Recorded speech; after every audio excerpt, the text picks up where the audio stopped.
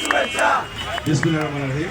শহীদ president Zia রহমানের ৪৪তম শাহাদাত বার্ষিকী উপলক্ষে আজকে এই আগানগর ইউনিয়ন বিএনপির উদ্যোগে আজকে যে আয়োজন করা হয়েছে, সেই আয়োজনের সম্মানিত সভাপতি আমাদের মোস্তাফিজুর রহমান দাদাভাই, উপস্থিত আছেন ঢাকা জেলা ছাত্রদলের সাবেক সভাপতি, ঢাকা জেলা যুবদলের সংগ্রামী সিনিয়র সাধারণ সম্পাদক, আমার প্রিয় সহযোদ্ধা হাজী দেলোয়ার হোসেন মাসুদ, এই কদমতলীর কৃতি সন্তান আমাদের আগানগর ইউনিয়ন বিএনপির অন্যতম নেতা জনাব আকরাম ভাই, আমাদের মাঝে উপস্থিত আছেন বৃহত্তম আগানগর ইউনিয়ন বিএনপির সাংগঠনিক সম্পাদক এবং জাগদল থেকে যিনি বিএনপির এই সাথে কাজ করে যাচ্ছেন, তিনি অসুস্থ শরীর নিয়ে এখানে যুক্ত হয়েছেন আমাদের কালাম ভাই, আমাদের পার্শ্ববর্তী ডাকপাড়ার সোসাইটির আমাদের সভাপতি আমাদের প্রিয় ভাই হাজী কাসেম ভাই, উপস্থিত আছেন আমাদের ডাকপাড়ার বিভিন্ন মুরব্বিয়ানরা, কদমতলীর আমাদের যুবক ভাইরা, এখানে আসাদ আছেন, এখানে রয়্যাল সহ আরও অনেক নেতৃবৃন্দ, কদমতলীর আমাদের যারা এখানে আয়োজন করেছেন, আয়োজককে কে আছে সিরাজ, আকরাম ভাই বলছি, ফলো আর কি আছে, রবিন এগুলো যারা আছে, শাহালম। যাই হোক, আজকে যে উদ্যোগ নিয়েছেন, মাত্র একদিন বাকি আছে আমাদের ঈদুল আজহার। এই মুহূর্তে যে কদমতলীর নেতৃবৃন্দ আপনারা অত্যন্ত গুরুত্বপূর্ণ সিদ্ধান্ত নিয়েছেন। এই সময় সবাই কিন্তু ঈদের জন্য ব্যস্ত সবাই, তারপরে যে আপনারা দলকে ভালোবাসেন, আমাদের নেতা শহীদ প্রেসিডেন্ট জিয়া রহমানকে ভালোবাসেন, তার আজকের এই শাহাদাত বার্ষিকী উপলক্ষে যে আয়োজন করেছেন, বিশেষ করে তবারক বিতরণ সাধারণ মানুষকে বিক্রি করবেন, এটা একটি প্রশংসনীয় আপনাদের এই প্রোগ্রাম। আমরা আপনাদের এই প্রোগ্রামে আমি যখনই শুনলাম তখনই মনে করলাম যে এখানে আসা উচিত। আজকে শহীদ প্রেসিডেন্ট জিয়া রহমান যে রাস্তার উপরে আমরা বসে আছি, এই রাস্তার স্বপ্নদ্রষ্টা কিন্তু শহীদ প্রেসিডেন্ট জিয়া রহমান। মানে কেউ এটা বললে বলবে যে এটা কী বলতেছেন আপনি।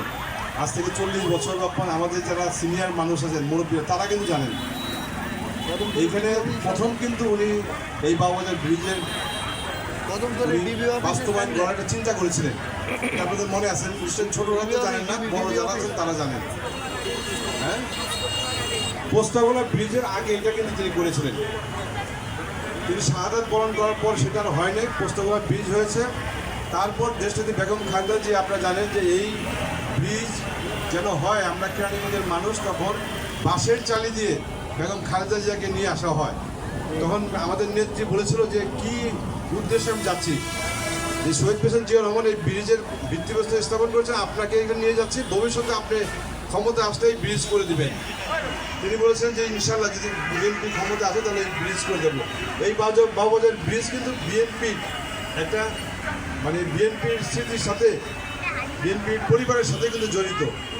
আজকে যে উন্নয়ন হয়েছে, আমরা কিন্তু এই বাবুবাজার ব্রিজ কিন্তু সেটা দেশটাকে বেগম খালেদা জিয়ার মাধ্যমে আমরা পেয়েছি। তখন আমাদের কেরানীগঞ্জের এমপি ছিলেন, আমাদের মা মাটি মানুষের নেতা কেরানীগঞ্জের সাবেক ডাকসু ডিপি যারা আমানুল রহমান সাহেব, তিনি এই এলাকার এমপি ছিলেন। তখন বেগম খালেদা জিয়া 93 সনে আসেন, তখন উদ্বোধন করেন এই ব্রিজ। কিন্তু আজকে বাস্তবায়নের মধ্যে দিয়ে দেখেন কত বড় বড় অট্টালিকা হয়েছে, যেটা স্বপ্নের ব্যাপার। যাই হোক, বিএনপি কিন্তু উন্নয়নের রাজনীতি করে, উৎপাদনের রাজনীতি করে। আজকে দেশে যে অবস্থা চলছে, আমরা বিশ্বাস করি যে বিএনপি যদি আবারও এই গত 17 বছর আমরা আন্দোলন সংগ্রাম করেছি, অনেক কষ্ট করেছেন আপনারা, আমরা প্রতিবাদ করেছি যে মানুষের ভোটের অধিকার ফিরিয়ে দিতে হবে, মানুষের মৌলিক অধিকার, গণতান্ত্রিক অধিকার ফিরিয়ে দিতে হবে। আমরা সেই অধিকারের জন্য আন্দোলন করে যাচ্ছি। আমরা বিশ্বাস করি যে আগামীতে নির্বাচন, একটা সুষ্ঠু নির্বাচন হবে। সেই সুষ্ঠু নির্বাচন হলে ভোট যাকে যেখানে দেব, আমরা একটা ভালো নির্বাচন দেখতে চাই এবং গণতান্ত্রিক ব্যবস্থা ফিরিয়ে পেতে চাই। সেই অবস্থা ফিরে পেলে যদি আল্লাহর অশেষ রহমতে আপনাদের দোয়াতে যদি বিএনপি আবার সুযোগ পায়, তাহলে আগামী দিনে বাংলাদেশের নেতৃত্ব দেবেন শহীদ প্রেসিডেন্ট জিয়া রহমান, বেগম খালেদা জিয়ার সুযোগ্য সন্তান জনাব তারেক রহমান। তিনি বাংলাদেশের দেশের বাইরে থেকে, তার মা গ্রেপ্তার ছিলেন, তার ছোট ভাই মারা গিয়েছেন, তার পরিবার, জিয়া পরিবারের উপর যে আঘাত হয়েছে গত 17 বছর, তারপরেও কিন্তু তিনি মনোবল ছাড়েন নাই। তিনি কিন্তু অনর থেকে সারা বাংলাদেশের মানুষকে ঐক্যবদ্ধ করে আজকে এই গত ফ্যাসিস্ট সরকারের পতন ঘটিয়েছেন না? 5ই আগস্টের পরেও কিন্তু আজকে দেশের যে ল অ্যান্ড অর্ডার ছিল না, তারপরে কিন্তু দেশের মানুষকে শান্ত রেখেছেন জনাব তারেক রহমান। তিনি সবাইকে, সারা বাংলাদেশের মানুষকে বিভিন্নভাবে পরামর্শ দিয়ে, তার বক্তব্য দিয়ে, তার বুদ্ধি দিয়ে আজকে যতটুকু ল অ্যান্ড অর্ডার ঠিকই আছে জনাব তারেক রহমান চেষ্টা করে যাচ্ছেন। এবং তিনি, আমরা আশা করি তিনি যখন বাংলাদেশে আসলে অবশ্যই বাংলাদেশের জননেত্রীকে দেবেন, তখন শহীদ প্রেসিডেন্ট জিয়া রহমান, বেগম খালেদা জিয়ার মতো তিনিও দেশপ্রেমের উদ্বুদ্ধ হয়ে বাংলাদেশের মানুষের জন্য কাজ করবেন। এইরকম কেরানীগঞ্জে সহ সারা বাংলাদেশে উনি কাজ করবেন। আমরা বলতে চাই 5ই আগস্টের পর আমরা আগে দেখেছি যে বিএনপি করতে গিয়ে আমাদের লোক সংখ্যা কম ছিল, এখন লোক দিন দিন বেড়ে যাচ্ছে, তাই না? আজকে 5ই আগস্টের পর অনেক নব্য যারা ফ্যাসিস্ট ছিল তারাও আজকে আমাদের দলের সাথে বিভিন্নভাবে তারা জড়িত হয়ে আমাদের দলীয় আজকে ব্যানারকে ব্যবহার করে বিভিন্ন জায়গায় চাঁদাবাজি করছে, বিভিন্ন জায়গায় অপরাধ করছে, বিভিন্ন অনিয়মের সাথে জড়িত হচ্ছে। আমরা দুঃখ কষ্টে বলতে চাই, এই সমস্ত বক্তব্য আমরা কখনো দিতে চাই না। আমি ব্যক্তিগতভাবে এই বক্তব্য দিতে চাইনি কখনো।